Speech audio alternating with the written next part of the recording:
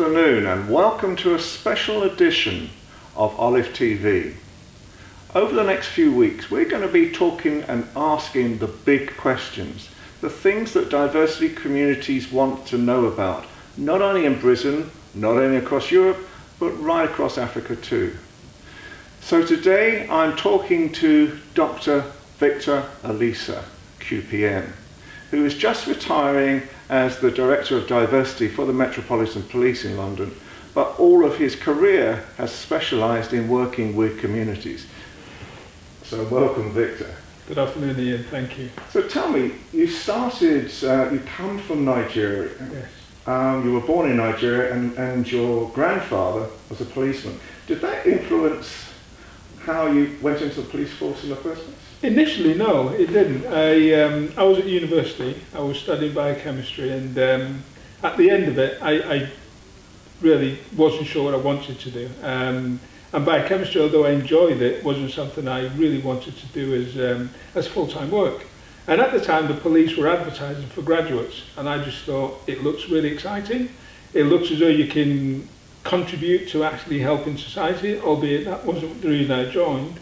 And it paid well, and it gave you lots of discretion. So I thought, it would be a good thing to actually go into. You can imagine the surprise when I told my mother and father that, you've just paid all this money to get me through university, I'm going to become a police officer.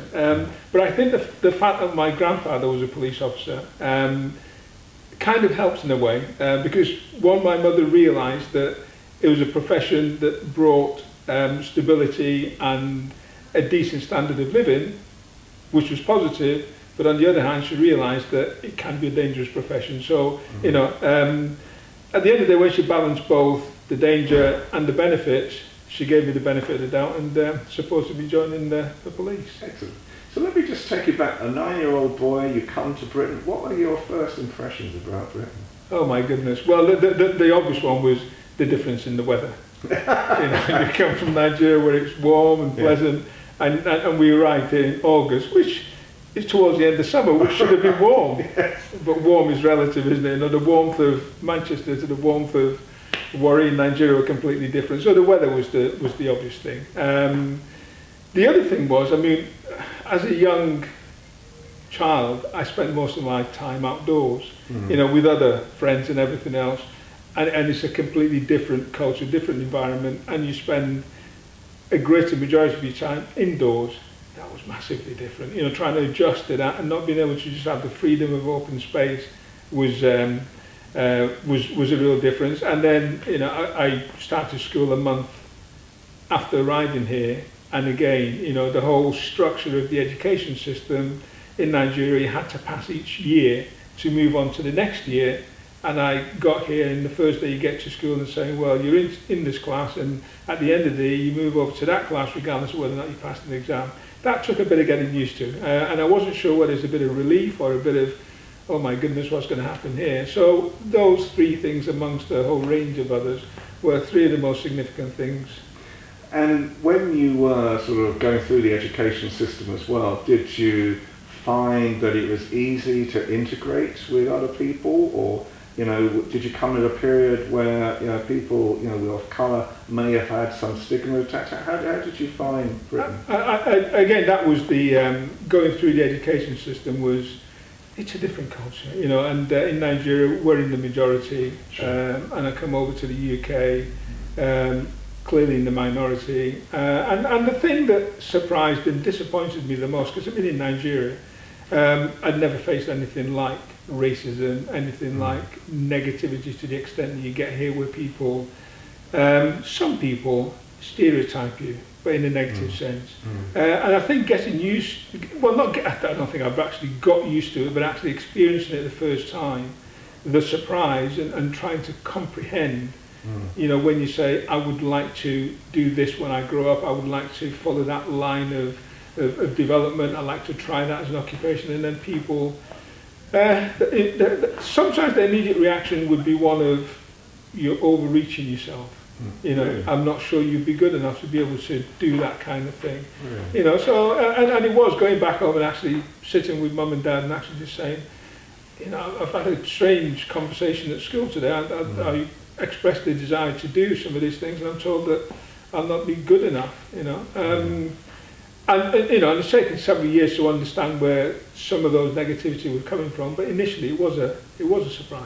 And would you say it's been a driver in your life as well? That type of sort of young experience at the same time, that you wanted to sort of fight things like this as well? I think in the early stages, I think the surprise was genuine. There wasn't there was elements of actually thinking, you're wrong.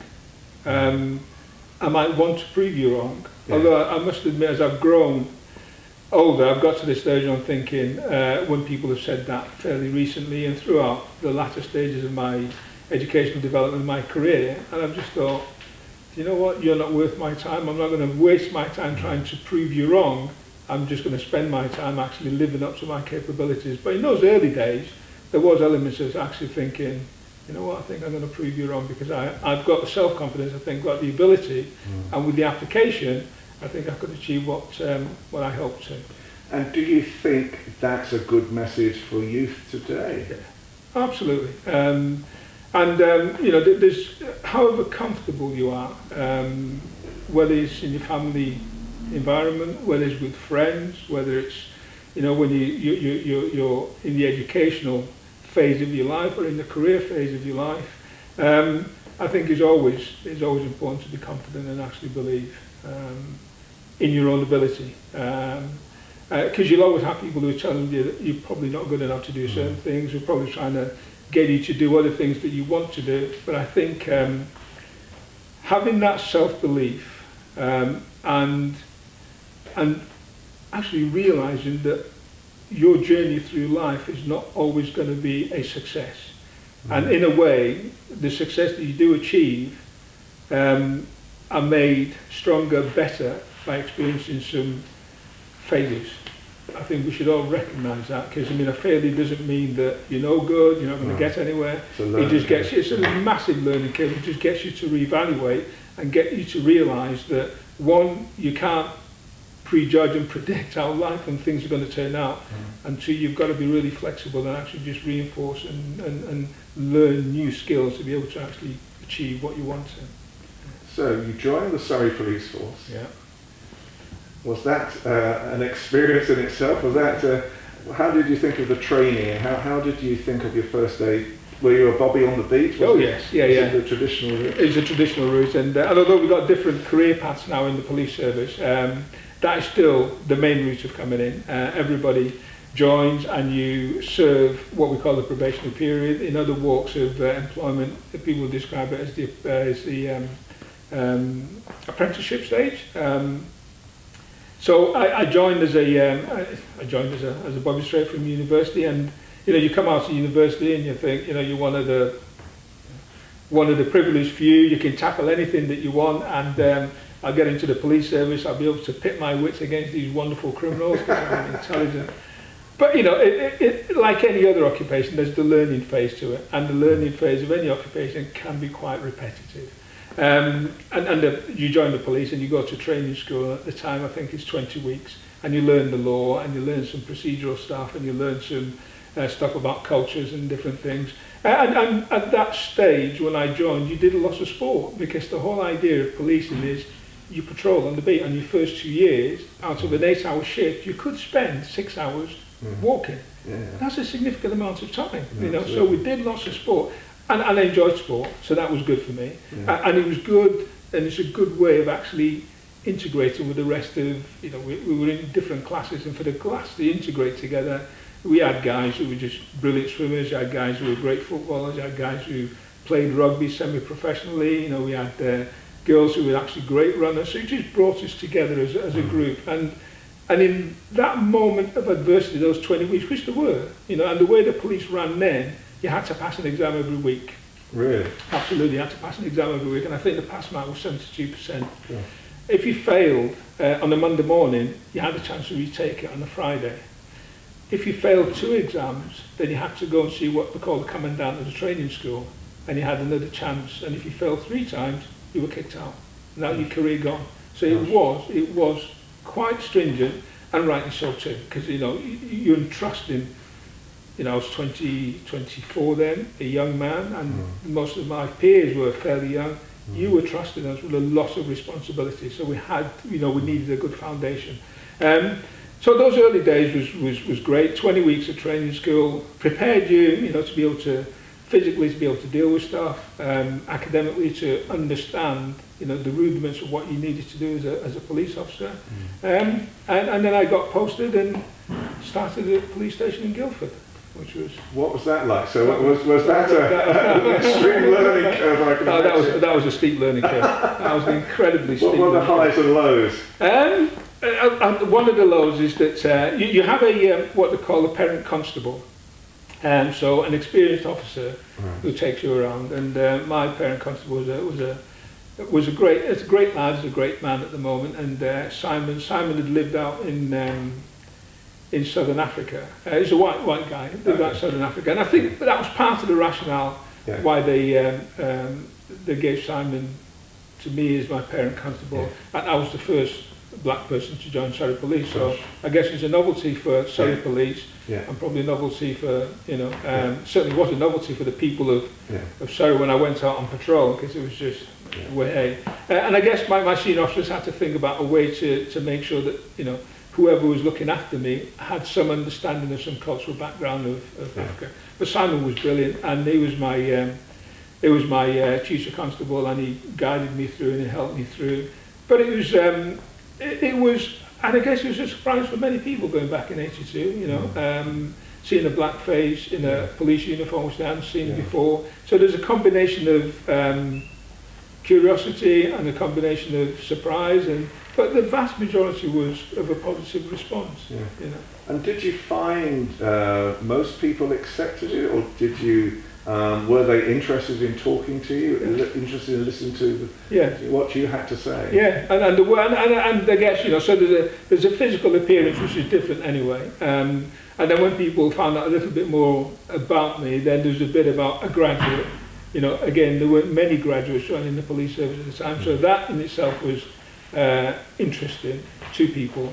And then when they told them what I studied at university, and it was a case of, are you sure? You studied biochemistry, why the hell did you join the police service? So all those things combined, unintentionally, added to the interest and added to the intrigue, really. What skills do you think you learnt in the early days that you've now developed through your career? Having an open mind is just incredibly important. And the team that I joined were experienced officers, 20 years plus service.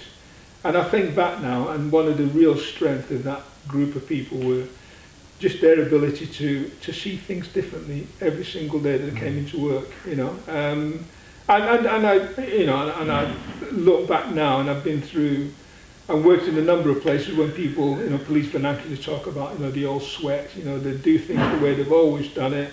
And I'm really glad and privileged that I was with a group of people who, although had lots of experience, saw things differently. They wanted to view it differently. They wanted to actually just have an alternate view to what was happening, which was really good. And I remember, going back to your previous question, one of the lows, and it turned out to be not too bad, is I was on patrol with one of the senior officers one night, and we moved in. So working night shift, we drove into a garage to actually fill up, and he sees a car which, through intelligence and everything else, knows belongs to a group of burglars and everything else. So he says to me, get the number plate. So I jotted down the number plate, and as they drove off, we drove off and got the radio, do a police national computer check on the number plate. So we did a police national computer check on the number plate, and there was no trace on it. And and this thing sped off, and we weren't allowed to chase it. And we came back, about 2 hours later, and said, let's have a look at that registration number. I had a look at it, and I copied one of the digits wrong. And we got the digits the right way, and it was the car that they spotted and everything else. And I was just thinking I was mortified. I was thinking, we just lost an opportunity to stop that vehicle. They may have been out committing offences, we never knew. And, and the guy was really sanguine, and the rest of the team were really sanguine. We all make mistakes, just learn from it. And but that could have turned out a different way. It could have been a whole lot of screaming and shouting, you're just Yeah. graduate, idiotic, not streetwise, all that kind of thing. But it ended up really positive, but it's a good lesson. Do you think the police force is a family anyway? I think yes, in the majority of cases, in a positive sense, because what we do is not inherently dangerous. It's unpredictable, and because of that unpredictability, then there's the element of danger. And because of that unpredictability, you're never quite sure when your colleague is going to be in trouble. You're never quite sure where a routine encounter could turn out to be a high-risk encounter. That keeps people working together on edge, but in a positive way, and prepared to look after each other. You know, and that way, I think it builds that family unit, because it can be quite traumatizing. You know, if you work in a certain occupation where you know there's a high risk, you know there's likely to be injury, and it's just a matter of course before there's some element of injury in the occupation that you're doing, you build a different form of actually looking out for each other. But when there is that unpredictability, and you know, a benign situation can turn out to be a risky one, it does create that element of actually wanting to protect the people you're working with, you know, and does create that family feel. I know, I mean, obviously policing is all about experience as well. Recently there's been new thought processes of bringing people in from the outside and giving them quite senior ranks. What do you think about that? Do you think that's sort of something that is a good policy? Do you think it's sort of something that brings value to the police force? Yeah, I think it's a good policy, and I think it can bring value to the police force, because what the police service is looking for is people with experience of managing different situations. And one of the things that we, as part of the police, do not say often enough and express often enough is the complexity of policing. You know, we distill it to its simplest form, and sometimes described as fighting crime. At other times as enforcing the law, and at other times as keeping the peace. You know, those things, if that's the majority of things that police officers had to do day in, day out, you could develop a sense of how you actually professionalise that and make it easier. But policing is very, very different. So, you know, it could be you get called to, it could range from the whole thing, you know, officer comes in and you get called to a missing person. And you get to the household where the person is missing from, you realise there's a whole range of different social issues that's going on within that family that's led to the young person going missing. And you can't avoid that. You can't get the training to deal with every single situation, but you expect that police officer who goes to that straightforward, simple, on the face of it, missing person to be able to understand what's happened. You know, equally in the same fear, you can get called to a domestic dispute. You know, where you've got a matrimonial disagreement between husband and wife, or between parent and child, and again, really complex issues behind it, and you expect a police officer to be able to understand that, deal with it, resolve it, and walk away from that situation where both parties are back to a semblance of actually tolerance at the very minimum, and you can walk away that they're both going to be safe and it's not going to actually reoccur. Absolutely hugely complex social issues that we have to deal with as cops. But, you know, because we distill it in the public narrative is fighting crime, keeping the peace, you miss out all those really challenging things that you need to do. So, yeah, policing is a lot more difficult than the daily narrative about what it is that police officers do. Yeah. You had a meteoric rise to fame, really, and within the police force service. So eventually you become a commander or a borough commander in Bexley to start off with. Yes. And you're just moving into that and just enjoying that period when you're moved to Haringey. Just explain a little bit why you moved to Haringey. I'd like to think I moved to Haringey because my senior officer thought I had the ability and the skills to be able to police a more challenging area of London and a slightly more complex area of London because of the things that were happening immediately then. So there'd just been there was an inquest that you had to deal with. The shooting into Mark Duggan. But the area itself in London, Haringey, has got a history that makes it a quite complex and at times tense one between the police and sections of the community. You know, we've had the riots at Broadwater Farm here following the death of a series of historically, you know, really difficult encounters between the police and sections of the community here. And at the time when I was posted here, just after the death, and we're coming out to the inquest into the shooting of Mark Duggan. So that was really challenging. How did you feel about the result of the inquest? It's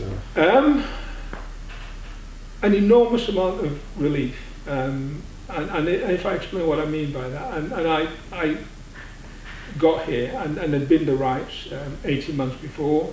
There'd been the legacy, as I've just tried to explain, of the previous riots at Broadwater Farm and the murder of a police officer, Keith Blakelock.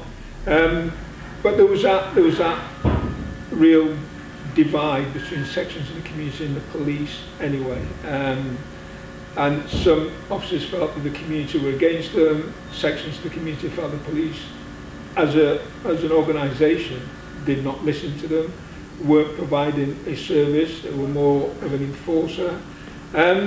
And you know, they just couldn't talk to the police in any way close to how they would want to.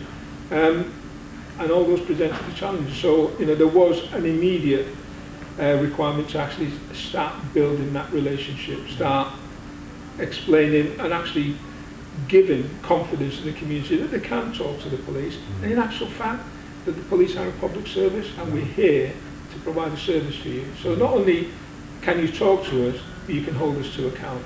And that's a difficult thing to do. You know, it's easy for me to say because I'm in a position of power, but it's not so easy to say to the community, I want you to challenge me. I want you to actually ask me what it is I'm going to do for this community. Because, you know, that's not always been an offer that's been available all the time. So that was a tricky start, and many people didn't believe that it would happen. Many people didn't trust that I'd be able to do that. Some didn't feel that I'd be here long enough to be able to do any of those things. So, you know, they bided their time. But I guess after 3.5 years of being here, I'd like to say that we made a tremendous amount of inroad. We built lots of bridges. And I like to think that, you know, as an organisation, we built a certain level of trust with those sections of the community that really doubted us. And I guess, going back to your question, you know, what did I think of the result? The relief was a vast majority of people in Haringey took ownership, you know, of the parts of Haringey in which they live, and they didn't want another riot. You know, a significant number of them suffered, lost their businesses, and they didn't want to go through that. A lot of them were still recovering their own businesses, and the relief came from, you know, me as his most senior police officer thinking, you know, there isn't going to be another disturbance, and I thought there would be as a cause of the result. But the people coming out and taking ownership and actually saying, we don't want another riot. We're not going to have another riot because that's not the answer to the problems that we face, and we're the ones who are going to actually suffer after. So that relief was, yeah, we can all rebuild together. You know, we could all heal together. What do you think is necessary for community engagement? I mean, a lot of the intelligence services, the police forces, are all saying that community engagement is something that is so vital now. It's vital in fighting insurgency, it's vital in fighting knife gangs and crime of that nature. So what do you think is missing at the moment, and how do you think the police force and people like yourself in the other responsibilities that you have can actually create initiatives? What type of initiatives do you think are needed? I think one of the strongest, and possibly the simplest one to do, is for organisations, institutions like the police and other statutory bodies, whether it's local authority, whatever else, to be available. You know, and we talk about, and in the police we have a phrase where we talk about certain communities being hard to reach. Well, I think sometimes we are the hard to reach community. Really? Yeah? And then people look to us, Yeah. you know, to provide that sense of information, sense of understanding, sense of order. And sometimes that's all people ask. They will do all the other bits themselves. You know, they will look after their own community, they will self-police, they will contribute to the things that actually provide order and consistency. They just look to us to do our bit and actually enable them to do that. And if we can actually be available and be open as a service, as an organisation, as an institution, I think that's a massive step. Other bits that we need to do is to actually just share some of the information that we have with people. No, and as the senior officer here, as most of my officers, we knew where some of the risky areas are in terms of whether it's property crime, whether it's violence, whether it's public disturbance, people screaming and shouting in different parts. We need to share that with people, not in a way to actually blame or stigmatise, so they have that information. Because, and I've worked in 3 boroughs at a senior level. There's no one borough that's homogeneous. Different sections of different boroughs have their own likes, dislikes, have their own little communities, and different things happen in those areas. But we know that because we've got a broad picture of what's happening in there. The people are parochial, and it's how do we share that with them? And if we share that with them and give them information, then they can actually make a better judgment of what it is they want to do, how they want to do it, how they want to interact with us. So that sharing of information is also important. What would you like to see the community do though as well? Because you explained how you're creating bridges and reaching out to communities. What would help policing, what would help really build better understanding in Britain from the community side? There's an old African saying that it takes a village to raise a child. I think having just that, communities taking ownership and taking responsibility. Not for the serious things, when the serious things happen. When you have your murders, your serious assault, or your terrorist attack, clearly, you depend on the statutory agencies to do something about that, and rightly so. The day-to-day stuff, the discrepancy, the falling out, the graffiti, the young people, attacking each other, not in the sense of killing each other. Communities can take responsibility for that. That's where they can actually have a greater impact in actually creating stability than the police or any other statutory agency can. And it sounds like abdicating responsibility and saying, you sort it out. I'm not saying that at all. I'm just saying that self-control, that self-belief, that self-determination, if communities can do that, I think we'll be in a better place. And if they can do that regularly and consistently, they can hold institutions like the police, maybe the local authorities to account, because we are public bodies. And if you don't hold us to account and ask us to actually be accountable and transparent, we run a risk of doing what we think is right rather than what is right for the community. You obviously are proud of the time that you spent in Haringey and the types of initiatives you've produced. Is there one that you're particularly proud of? Is there one that sort of stands out in your mind that creates sort of something that you think that was a gold standard, that was sort of something that really resonated with the community as well? The ability to give young people the space just to question and challenge. And I did that quite a lot, and it was one of the things that I've always done. And there was one moment where there was a group of young people who came to my office one day. We agreed that they would take over my diary. Really? Yeah, they would take over my diary, and they arranged. They came about 2:00 and they said, right, we are going to take you around Haringey. We're going to take you to places that we think you wouldn't normally go. We're going to show you things that you probably would not get a chance to see. And they took over my diary until about 8:00. And they took me some absolutely wrong parts of the borough that I'd gone to but I hadn't been interested. They took me to a basketball, one of the many places took me. It's a basketball team run by a community member, which is just incredible. Yeah, we spent an hour in there and we talked to the young people, and they were surprised to see a police officer walk into their basketball training. Even more so when you thought, he's the most senior police officer in the borough. And they were great, they're absolutely brilliant. And we came back at about 9:00 that evening, and one of the young people was a student at Cambridge, lived in Haringey, and she was saying, I would not normally spend any of my time with a police officer, let alone spending 6 hours with you. You know, I just want to say thank you for being open. Yes. You know, and you've just given me that opportunity to actually reevaluate how I see the police service. And I know it's one small example, but That's a terrific example. it spreads. Absolutely. So you moved from Harringay to Director of Diversity. How did you feel about that? And what were the responsibilities? What were the things that you've tried to initiate in your time? It was a real privilege from moving to, and it was a privilege being here in Harringay and I worked here, but to work across the organisation in an area that's you know, just as important as operational policing, you know, creating an internal environment where there was integration, you know, between different units, not only uniform officers, but also non-police staff, but also delivering a police service that's equitable, you know, to all Londoners. So it's a range of actually responsibility from recruitment, having a diverse workforce, all the way through to the behaviour of officers and non-police officers who deliver policing services for London. Tremendous opportunity.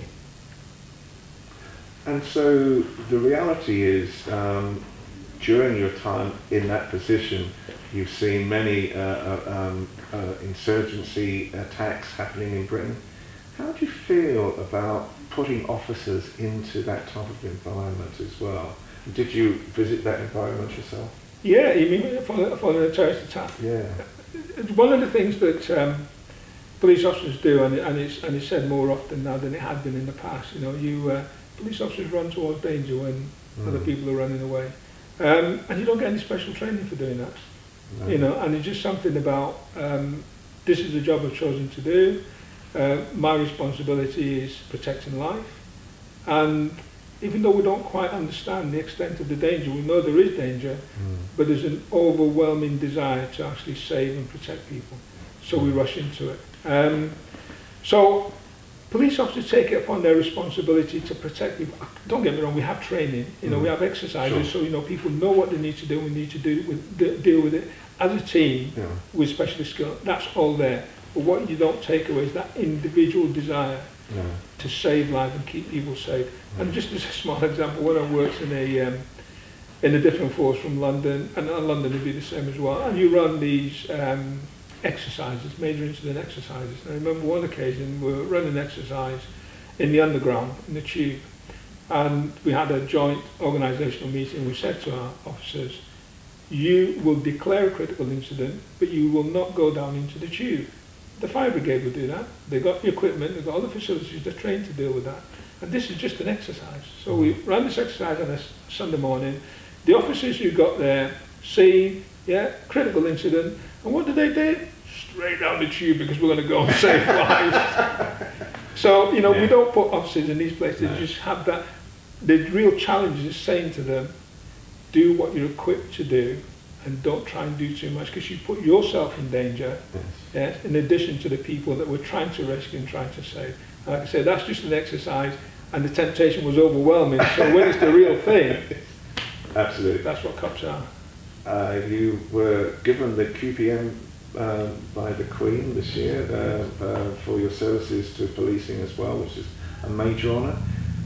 How, now you're coming towards retirement, so what's the vision next, Victor? What is the next thing you're going to do with your life? Because you're a young man. I know you're a jazz fanatic. We were just talking about jazz before we came on air. But tell me, what do you want to achieve with your life now? I mean, 35 years of police officer is given me lots of experience and lots of knowledge and the ability to be able to use that and do something. One of the number of things that I'd like to do is actually invest back in working with a whole range of people, you know, whether it's families that have lost loved ones, whether it's families, charities, corporate organisations, academics. Let's look at a way of how we give young people opportunities, and predominantly young black men and women, because there is inequality, there are disadvantages, and there is the feeling of actually improving their self-worth, their self-confidence. So I want to spend some of my time working in the area where give young people the opportunity, you know. given the ability to feel empowered, and also given the opportunity to actually keep themselves safe and keep their peers safe. Because without that, then there's fantastic opportunities available for them which they don't realise, they don't have the ability to deal with, and some of the injuries, some of the deaths that I've actually seen in my service have been senseless and worthless, and just a waste of talent, and the grief that it's caused is just unimaginable. I know you said to me recently that you want to try and stop another mother saying, I want to stop this because this has happened to my son or my daughter. So it is, it is a tremendous pressure. So finally, your future is in that world. Do you feel that you've achieved everything you wanted to achieve in the police force? No. Probably because I always see that we could do more, we could achieve more. And that doesn't mean that I'm disappointed with what I've achieved, and that doesn't mean that I'm leaving because I think there's unfinished business, there's things that I ought to have done that I didn't do. It's just there's always more that I felt that I could have done, but there's only 24 hours in the day and 7 days in the week, so and I think it's best to leave thinking you could have done more than actually thinking I've done everything I could have possibly done. I'm wandering to the sunset. Absolutely. Victor, Olisa, thank you so much for your time this afternoon. It's been terribly engaging. Really, what we're trying to say as well is that I hope what you've heard from Victor this afternoon will encourage young people to think they can achieve things with their life. Thank you so much.